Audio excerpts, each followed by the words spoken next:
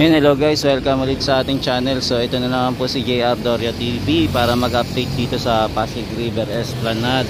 So nandito po muna tayo sa harapan po ng LRT1 rail tracks po. So ito po yung ating MacArthur Bridge. Yan, so nandito po muna tayo para mag-update. So tara guys, simulan na natin mag-update ngayong gabing ito.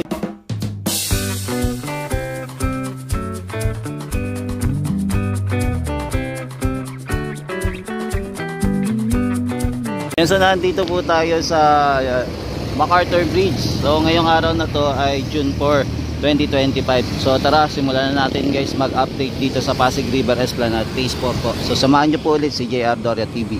Mag-ikot-ikot po dito.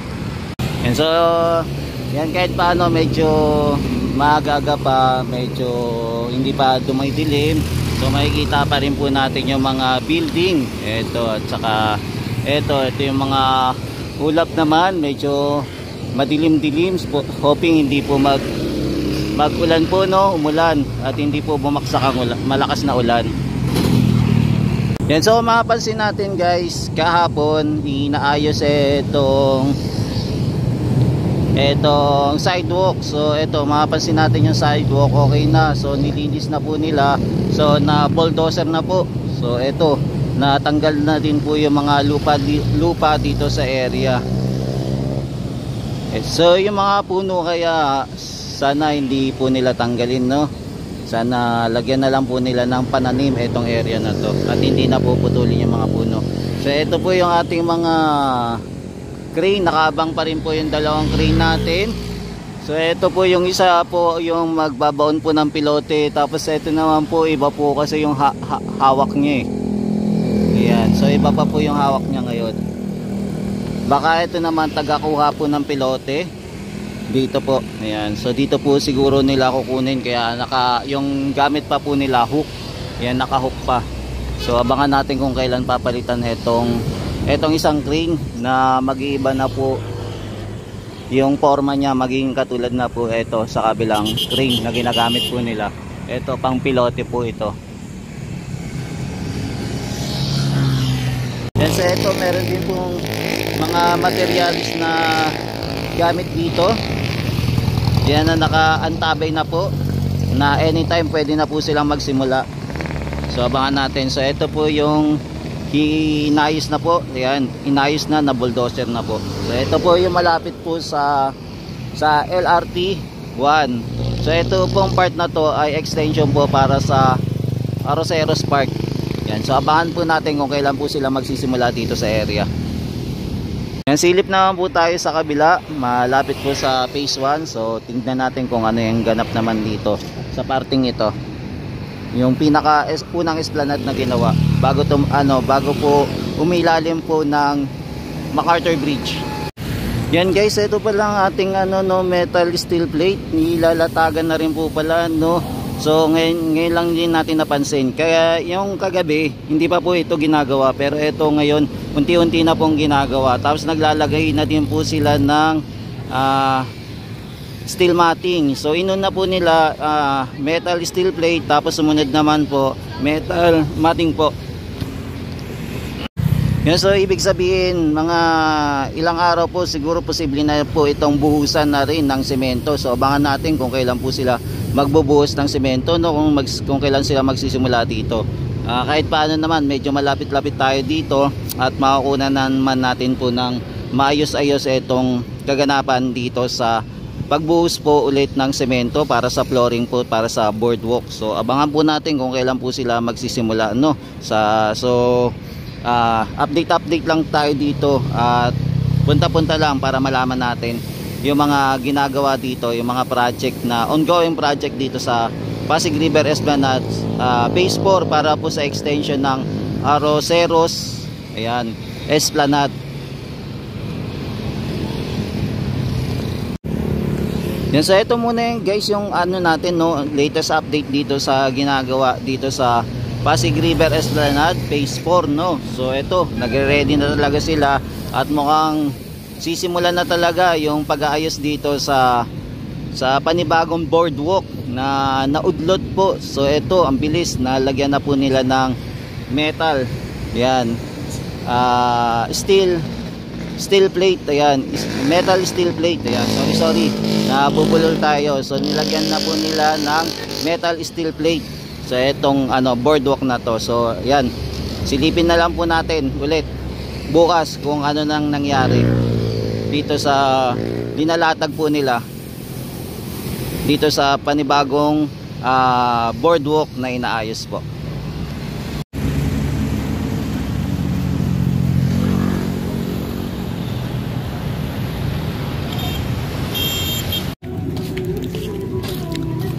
Ito may maintenance din pala itong area na to, no? Itong hagdanan. So pinintirahan din pala nila. So, ito na po yung itsura ng bagong hagdanan. Tapos kung mapapansin nyo din po, yung mga ilaw, kompleto na rin po yung mga ilaw dito. So wala na pong problema yung ilaw. Yung last time na dumadaan tayo dito, may mga kulang na ilaw. So ito na po, kompleto na po siya. Tapos dito na lang po yung susunod po na pipinturahan. Baka siguro bukas po matapos na itong area na to sa pagpipintura po. Yan, so guys, dito muna tayo magsisimula sa phase 1 ulit. So sisilipin natin kung anong kaganapan dito. Kung mapapansin niya pa rin po, yung dito mga baluster pa rin at saka railings, pinipinturahan pa rin po. Ayan. So ongoing pa rin po yung maintenance dito sa area. So hindi pa rin po tapos. Ayan, so ito po yung maintenance. Tapos yung ditong part na din po, ayan, yung iba natapos na rin po. Pero yung sa railings po, ayan, hindi pa po napipinturahan.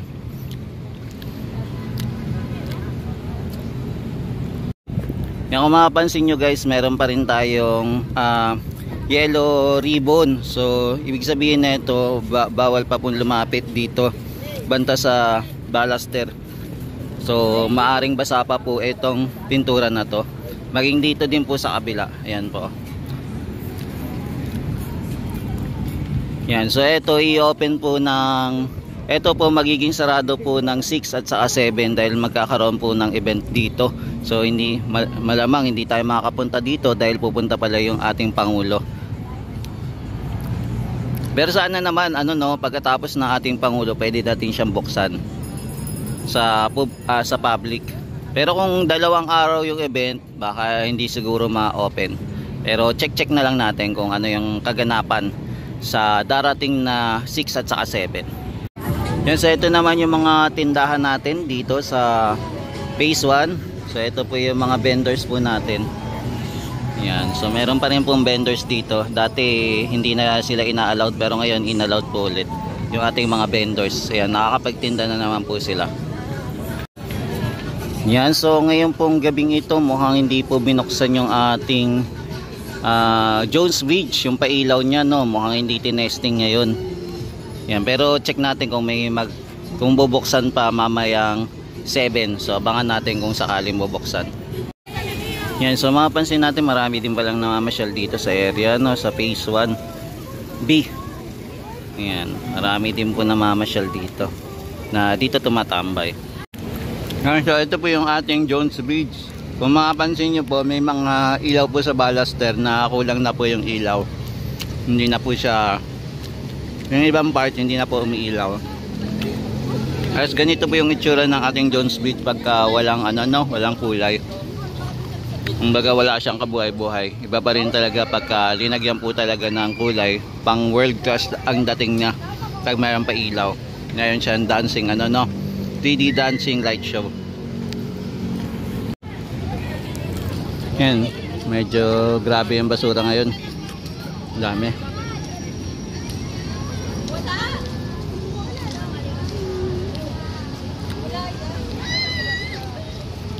Yan, di po mga yan maalon. Pero ito yung kalunos-lunos na nangyari. Pasig River Esplanade. Yan, ngayon ko lang napansin pala dito na meron palang mga pailaw pala dito, no, sa daanan. Ngayon ko lang napansin. Hindi ko lang alam kung ngayon lang ito kinabit o dati pa meron. So ito, meron pala ditong ilaw dito sa may daanan. Yan, may pailaw. So ito kaya ito aayusin. Tapos dito pa rin po yung ating Atin yung yung control box, so nandito pa rin po. So may inaayos pa rin po sila dito sa gilid po, malapit po sa may Jones Bridge. Yan, so abangan natin kung kailan ito matatapos. Yan, so yung light show po binuksan na po ngayong oras ng 7. So binuksan po siya ng 7 o'clock, no? Binuksan pala siya. So ngayong oras na to binubuksan siya. Tapos panibagong open na naman po pagka 8:30 naman. Yan, so mapapansin nyo, dami na namamasyal dito sa Pasig River Esplanade.